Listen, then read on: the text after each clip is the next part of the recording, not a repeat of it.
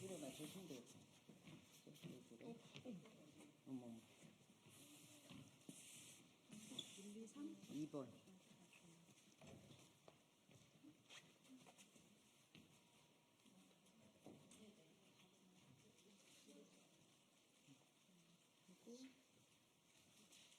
옆으로 조금 더 가야 될 것 같아. 한 사람이 이쪽. 아, 넷셋이구나. 아니, 왜냐면 안 보여. 어차피 안 가. 하고, 여기 의원님하고 이렇게 교대로 왔다 갔다 하고. 그러니까. 얘를 이렇게 올려야 되는 예. 네. 아, 현수막. 현수막 때문에. 걸릴 것 같아요. 이거 저기 높이 맞추세요. 이 정도는 한번 봐주셔야 될 것 같은데. 이거.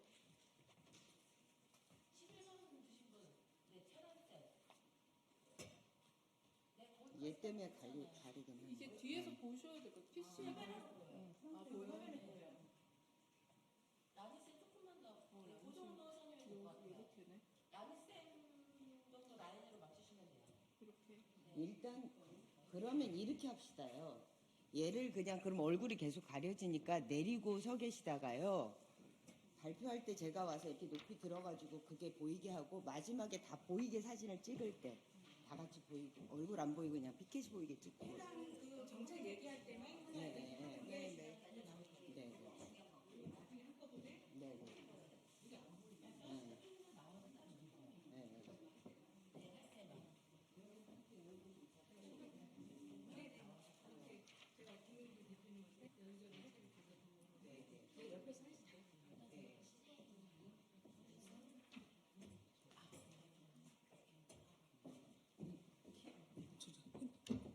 안녕하세요. 네, 1분. 혹시 이거 이후에 대선 캠프에 전달하는 제한 행사 이런 기회 그거는 저 지리산 꼭 하시고요. 이수진 의원이 거의 전문 무성론이잖아요. 그래서 이따 밥 먹으면서 후보하고 이렇게 전달할 수 있는 그런 일정을 좀 만들어요. 안 그러면 너무 관심이 없어가지고.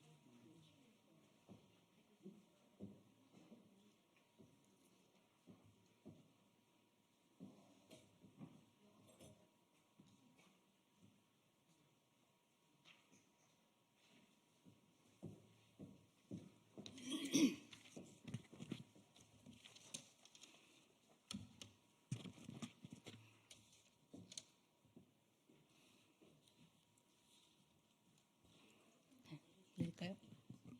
키가 작아서. 예, 시작하겠습니다. 저는 민생의 봄날, 국민의 봄날을 위해 정치하는 조국혁신당 원내수석부대표 정춘생입니다. 그리고 국회 여성가족위원회 겸임 상임위원회로 활동하고 있습니다. 대선입니다. 대선인데 어디에서도 젠더 정책 관련, 성평등 정책 관련 공약이 제시되지 않고 있습니다. 이에 대해서 많은 우려를 갖고 있고요. 오늘은 그 관련해서 활동하시는 여성단체 연합 등 여성단체들이 21대 대선에서 성평등 정책 그리고 젠더 정책을 이렇게 해달라 제시하는 기자회견입니다. 참고하시고요. 적극적인 언론인 여러분의 적극적인 취재와 보도 부탁드리겠습니다. 먼저 김민문정 한국여성단체연합 상임 대표께서 오늘 기자회견의 취지와 내용을 말씀을 하시고요. 차례차례 정책에 대해서 제안을 하겠습니다. 예, 김민문정 대표님 소개드립니다. 네, 소개받은 한국여성단체연합 상임대표 김민문정입니다. 오늘 기자회견은 제가 총론에 대해서 말씀을 드리고 각각 영역별로 발표하신 분들이 나오셔서 본인 소개하고 내용을 발표하는 그런 순서로 진행하도록 하겠습니다. 6월 3일 3년 만에 대선입니다. 현직 대통령에 의해 민주주의와 헌법 질서가 유린되었지만 용기 있는 시민들의 저항이 민주주의를 지켰습니다. 시민들은 민주주의와 헌법 수호, 성평등 민주주의 사회 대개혁을 위해 4개월간 혹한의 아스팔트 위에서 투쟁을 이어왔습니다. 그 힘이 헌법재판소의 파면 결정을 이끌었고 대한민국의 모든 권력은 시민으로부터 나온다는 헌법 문구가 살아있게 했습니다. 광장에는 여성, 노동자, 농민, 빈민, 성소수자, 장애인, 이주민 등 우리 사회를 실질적으로 움직이는 시민들이 함께했습니다. 4개월 동안 서로에 대한 존중과 상호 돌봄, 나눔의 연대를 실천했습니다. 빛의 혁명이었습니다. 탄핵광장에서 시민들은 제21대 대선의 시대적 요구가 무엇인지 확인했습니다. 첫째, 윤석열은 파면되었지만 내란옹호, 법치부정, 민주주의를 파괴하는 한덕수, 지기현, 심우정 등 수많은 윤석열들이 우리 사회의 권력의 자리에 여전히 남아 있습니다. 다시는 내란이 재발하지 않도록 내란에 대한 심판과 청산을 분명히 해야 합니다. 둘째, 구조적 성차별 부정, 여성가족부 폐지를 추진한 윤석열 집권 2년 반 동안 여성과 소수자의 권리와 삶은 무너졌습니다. 2024년 국가 성평등 지수 하락, 탄핵광장의 여성과 소수자들의 참여와 이야기가 이를 증명합니다. 성평등의 비전을 확실히 선언하고 실행하는 대선이어야 합니다. 셋째, 혐오 정치가 성평등, 다양성, 인권에 대한 백래시를 심화시켰고 소수자의 일상까지 파고드는 차별과 폭력으로 확산되었습니다. 특히 극단적 구구 집단이 공적 공간에 등장했고 이화여대 혐오폭력을 행사했습니다. 차별과 혐오 정치와 결별하고 성평등 정치로 나아가야 합니다. 차별을 넘어서는 정치, 혐오와 차별에 맞서는 정책의 비전을 제시해야 합니다. 넷째, 기후위기, 돌봄위기가 모든 사회 시스템 전체를 위협하는 현재의 진행형 위기입니다. 제21대 대선은 노동, 돌봄, 주거, 복지 등 성평등과 민주주의의 태행으로 무너지고 취약해진 삶의 기반을 누구나 권리로 평등하게 누릴 수 있는 사회로 나아가는 출발점이 되어야 합니다. 이러한 방향 속에서 혐오와 차별을 넘어 성평등 민주주의 개혁을 위한 제21대 대선 젠더 정책 과제를 제안합니다. 윤석열 정부의 백래시로 삭제된 정책, 제21대 대선의 시대적 과제와 상징성, 이주 장애 등 다양한 위치성과 교차성을 고려한 25대 핵심 과제를 이 자리에서 다음 발표자들께서 자세하게 말씀해 주실 것입니다. 제21대 대선은 광장에서 출발한 빛의 혁명이 제도와 정치로 이어져 실제 삶의 변화를 만드는 선거여야 합니다.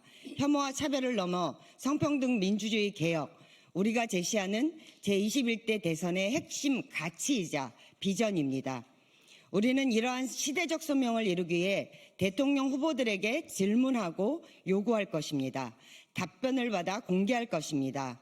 5월 10일에는 윤석열을 파면한 페미니스트들이 차별과 혐오 정치를 넘어 성평등 정치로 가는 시민 대행진을 진행할 것입니다. 선거 기간엔 내 삶을 바꾸는 성평등 한 표 캠페인을 진행할 것입니다.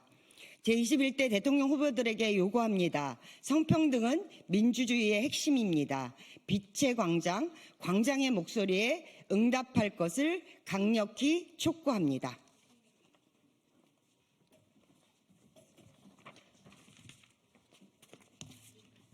네, 한국여성단체연합 공동대표 양희연경입니다. 첫 번째 핵심 과제부터 발표드리겠습니다. 첫째, 국가 성평등 추진체계 회복과 강화가 필요합니다. 여성가족부의 예산과 조직을 확대하고 집행력을 강화해야 합니다. 대통령 직속 성평등위원회를 설치해 성평등 정책을 총괄하고 조정해야 합니다. 모든 부처와 지자체에 성평등 정담 부처를 설치하고 중앙부처와 지방자치단체에 성평등 정책 총괄 조정 기능을 강화해야 합니다. 두 번째입니다. 포괄적 차별금지법, 평등법 제정이 시급합니다. 이번에 윤석열 정부 탄핵 국면에서 일부 극우 세력은 중국 개입 음모론을 확산시키면서 이주민, 중국계, 난민, 여성, 소수자 등을 혐오의 대상으로 삼고 있습니다. 이는 민주주의의 가치를 심각하게 훼손하는 행위입니다. 혐오 정치의 반복적 패턴이 되풀이되고 있지만 이에 대응할 법적 기반이 부재합니다. 이에 헌법이 보장한 평등권이 실현하고 차별과 혐오 정치를 근절하기 위해서는 하루빨리 포괄적 차별금지법이 제정되어야 합니다. 셋째, 의사결정 구조에서의 성별 균형을 강화해야 합니다. 윤석열 정부의 장관은 장관 중 남성이 6명, 여성이 3명에 불과했습니다. 새 정부는 동수 내각을 구성하고 공공기관과 민간기업에 모두 성별균형 목표제를 도입해야 합니다. 윤석열 탄핵 광장에서는 차별과 혐오를 걷어내고 평등하고 인권이 실현되는 사회를 바라는 목소리가 가장 많았습니다. 윤석열이 파면된 뒤 새롭게 구성된 정부는 성평등 민주주의를 꼭 이뤄내야 합니다. 새로운 정부는 실질적인 변화로 응답해야 합니다. 이상입니다.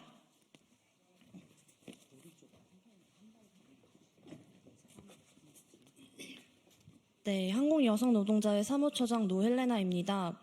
한국은 OECD 가입 이래 단 한 번도 성별 임금 격차 1위를 놓친 적이 없습니다. 참으로 부끄러운 현실이 아닐 수 없습니다.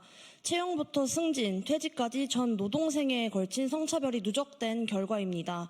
실효성 있는 성평등 공시제의 도입은 이를 해소하기 위한 시작점입니다.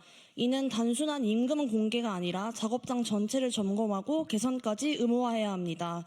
이토록 심각한 성별임금 격차는 고용 형태로부터 비롯하기도 합니다. 2024년 절반이 넘는 여성 노동자가 비정규직으로 일하고 있습니다. 여성 노동자의 저임금은 최저임금과 밀접한 관련이 있습니다. 그해 최저임금이 곧 비정규직 여성 노동자의 임금이 되기 때문입니다. 그러나 최저임금 상승률은 치솟는 물가 상승률을 전혀 반영하지 못하고 있고, 이에 더해 2019년부터 정부는 최저임금 산입 범위 확대와 같은 꼼수를 부려왔습니다. 최저임금 업종별 차등 지급 같은 말도 안 되는 이야기도 매년 나오고 있습니다. 최저임금은 모든 노동자가 인간다운 삶을 누리기 위한 최소한의 조건입니다. 최저 수준이 아닌 생활이 가능한 수준으로 최저임금의 실질 임금 인상을 요구합니다. 여성 노동자들이 일터에서 겪는 어려움은 이뿐만이 아닙니다.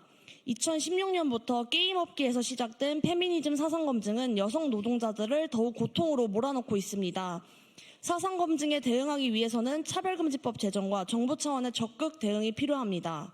마지막으로 가족 중심의 돌봄 체계로 돌아가며 가정, 특히 여성에게 돌봄의 모든 책임을 전가하는 지금의 시스템을 바꿔야 합니다.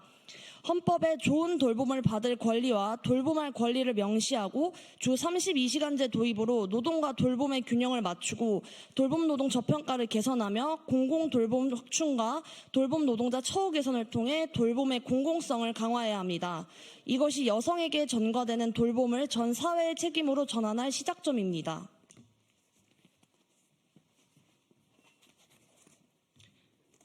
한국성폭력상담소 최람 부소장입니다. 9번째는 폭행 또는 협박에서 동의 여부로 강간죄 구속요건을 변경하는 형법 개정입니다. 현재 형법 제297조는 강간죄를 규정하고 있는데 폭행 협박을 구속요건으로 하고 있습니다. 그러나 강간 피해를 입은 피해자 중 10명 중 6명은 명시적인 폭행 협박이 없는 상황에서 피해를 겪습니다. UN 등 국제사회는 한국 정부의 부부강간을 포함하여 합의에 기반하지 않는 성적 행위, 자유롭고 자발적인 동의에 부재한 성폭력을 강간으로 정의하라라고 권고하고 있습니다.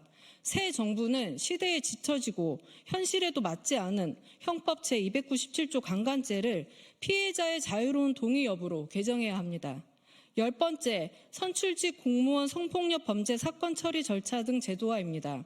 현재 국가공무원법 및 지방공무원법은 성폭력 범죄로 100만 원 이상의 벌금형을 선고받으면 공무원 임용 결격 사유로 봅니다. 그러나 대통령, 국회의원, 지방의회의원 및 지자체장의 경우 공직선거법에 따라 금고 이상의 형을 받아야지만 직이 상실됩니다. 새 정부는 공직선거법상 피선거권 박탈 사유와 공공기관 운영에 관한 법률, 결격 사유에 성폭력 범죄로 100만 원 이상의 벌금을 선고받은 경우를 포함하도록 하고 국회와 지방의회에 성폭력, 성희롱 사건 처리 지침 마련 및 징계 강화, 공개 의무를 제도화해야 합니다. 11번째, 여성혐오 범죄 근절과 피해자 권리 보장을 위한 여성폭력 방지 기본법 제정입니다. 지난 4월 22일 서울 동네 마트에서 30대 남성이 칼을 휘둘러 60대 여성을 살해하고 40대 여성에게 상해를 입혔습니다. 2024년 한국여성의 전화 분석에 따르면 일면식 없는 남성에게 살해된 여성은 주변인을 포함해 최소 187명이었습니다. 언론 보도를 통해 본 친밀한 관계의 남성 파트너 및 일면식 없는 남성에 의한 여성살해 분석 결과입니다. 현재 회의 국가들은 여성 혐오에 기반한 살인을 테러 범죄를 규정하거나 별도의 특별법으로 규율하고 있습니다. 그러나 한국은 여성 혐오에 기반한 여성 폭력을 정의하는 법령도 없고 공식 통계도 없습니다. 새 정부는 여성폭력 방지 기본법을 개정해서 여성 혐오 범죄를 여성폭력 정의에 포함하고 피해자 지원, 공식 통계 수립 등 적극 대응해야 합니다.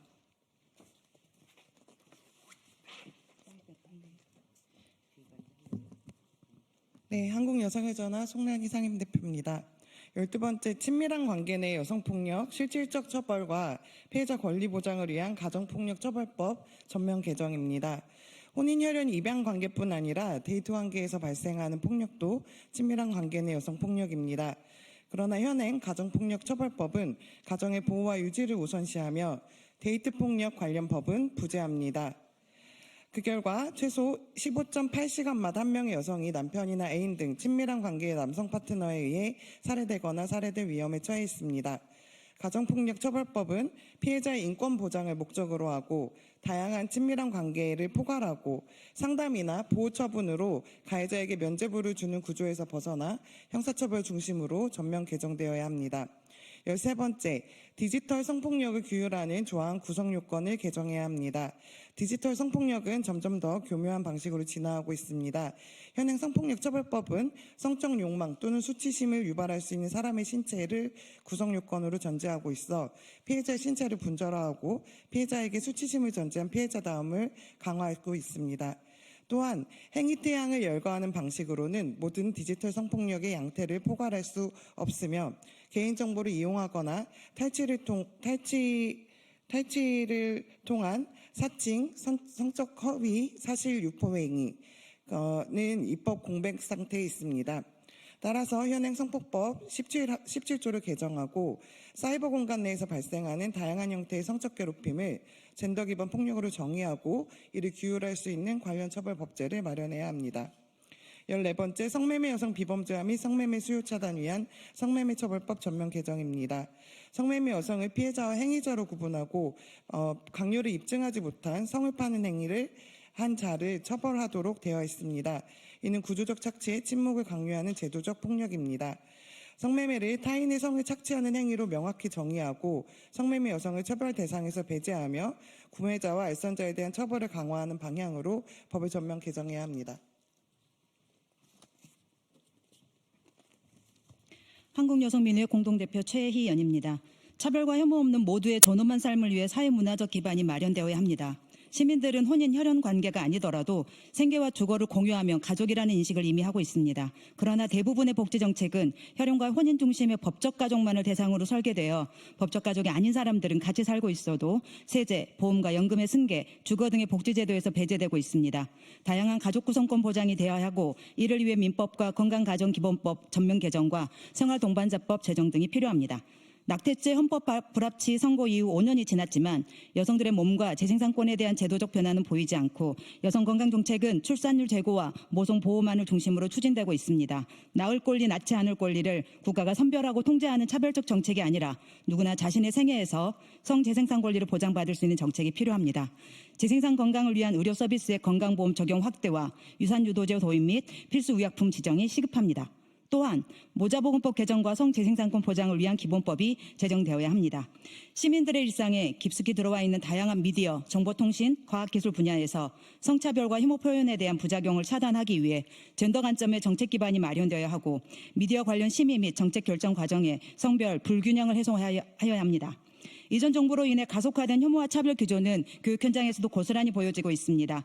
딥페이크 성폭력 사건을 비롯한 사회적 문제들이 발생했을 때마다 시민들은 제대로 된 학교 성교육의 필요성을 이야기하였지만 교육 현장에서는 이루어지고 있지 않습니다. 정부 차원에서 공교육 내 성인지 교육 과정을 체계적으로 수립, 실행하여야 하고 성평등 교육을 지원하고 확산할 수 있는 기구들을 설립하고 안정적 지원이 이어져야 합니다.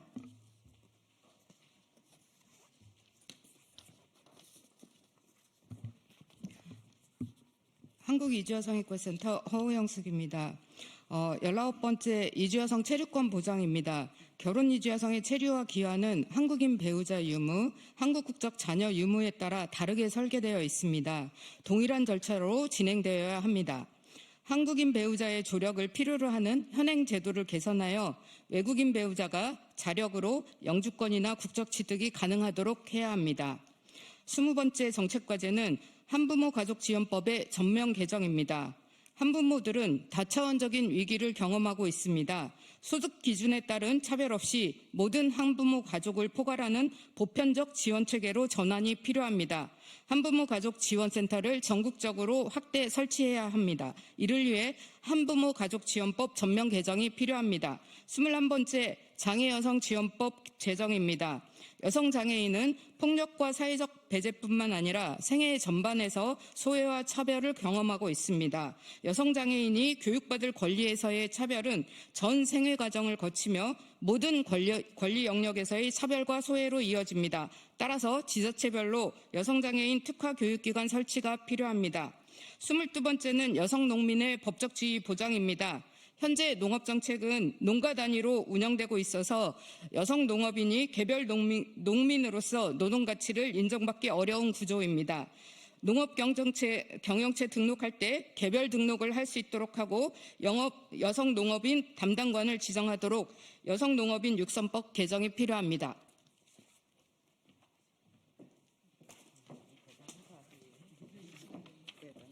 네, 평화를 만드는 여성의 안김정혜입니다. 23번째 과제입니다.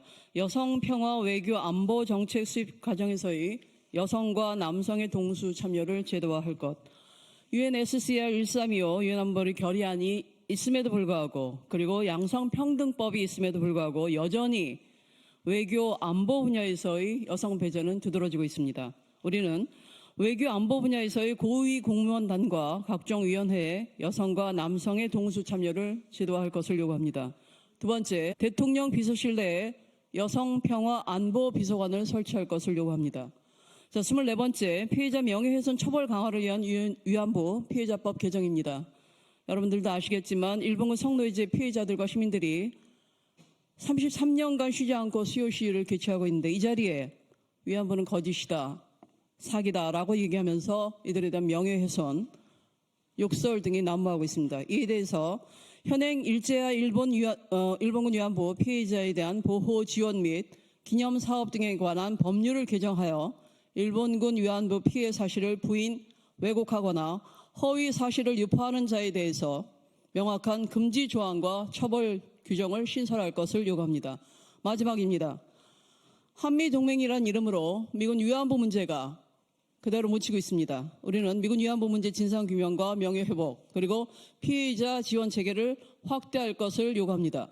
2022년 9월 29일 대법원에서 국가의 책임을 인정하는 판결이 있음에도 불구하고 여전히 국가는 공식 사과하지 않고 현행 동두천시에서는 마지막 남은 낙검자 강제 수용소 건물을 철거하려고 하고 있습니다. 이에 대해서 저희는 국가가 피해 여성들에게 공식 사과할 것, 두 번째, 인권 침해 사건 진상조사를 제대로 할 것, 피해자들의 명예와 존엄 회복을 위한 구제 조치 및 지원을 제대로 할 것, 마지막으로 동두천 낙검자 수용소를 근현대 문화유산으로 지정하여 여성 인권 역사 박물관으로 전환할 것을 요구합니다.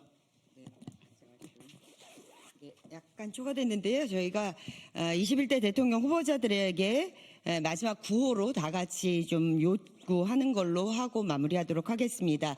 피켓은 위쪽에 좀 크게 보이게 해주시고요. 제가 구호 외치면 마지막에 네 글자만 같이 선창해 주시는 걸로 해주시면 좋겠습니다. 성평등 민주주의 실현, 대통령 후보는 성평등을 공약하라! 공약하라! 공약하라! 공약하라! 네, 이것으로 기자회견 마치겠습니다. 감사합니다. 우리 너무 대단하네. 죄송합니다. 제가 참가자 소개를 따로 저희가 시간이 없어서 못했는데요. 예, 보도자료 참고해 주시기 바랍니다.